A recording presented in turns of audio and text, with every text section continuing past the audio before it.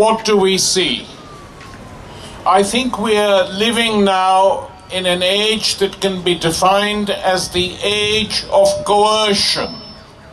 Whether you live in a democratic state where elections and rituals like it take place, or whether you live in other parts of the world, effectively, the United States, the dominant power in the globe, has decided that what it wants, it will do.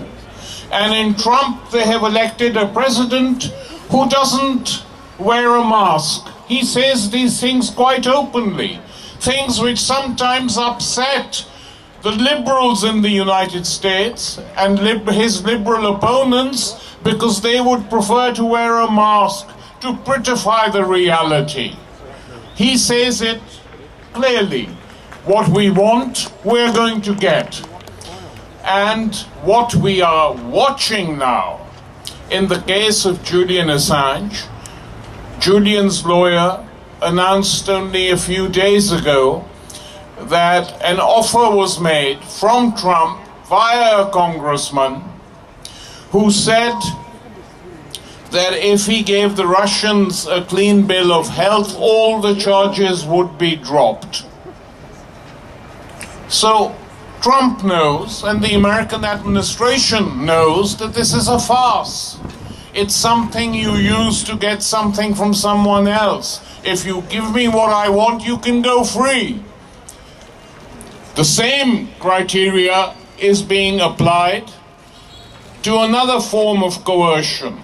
And that coercion is the trade war which the United States is conducting against China. And that also involves extradition. One of the leading people in the Chinese firm Huawei, which poses a threat to American trade interests, was picked up in Canada, locked up, and is waiting extradition to the United States, despite the fact that China, unlike Britain, is a major state in the world. It's not a stooge state, it's not a satrapy. It doesn't do the United States' bidding. They're doing this to China. And again, the message has gone out: if you make some concessions, not specified, that we need, we will release her. So the notion that this has anything to do with law is untrue. It's a lie. The reason Julian Assange, as we have stated many a time over the last few years, despite the slanderers of the mainstream media, who should be ashamed of themselves for the coverage that they have given Assange, because they will suffer themselves. And here I would say that some of those who have been the worst have been the liberal media. I have to say this: the Guardian, which used Julian Assange to publish all the material that Chelsea Manning had sent him, the New York Times, should have waged a campaign and should be waging a campaign to demand Assange's release. And these parliamentarians sitting inside the House of Commons, blindly now with the huge Tory majority, voting through whatever is put above them. I would say, I would echo what Roger has said and say to Boris Johnson: you actually have been a journalist yourself.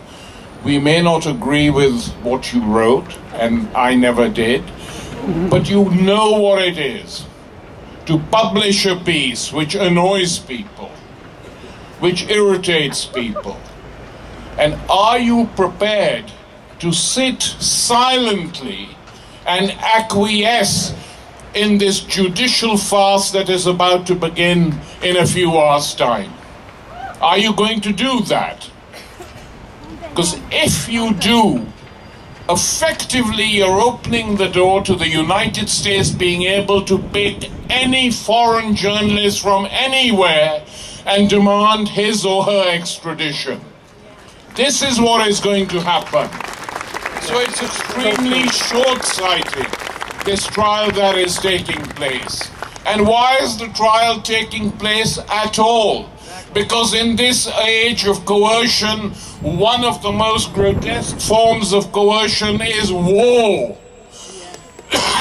Occupying countries, organizing regime changes because you don't like the people who are in power at the moment, even though you put them there several years ago. And you wage war and you kill millions of people.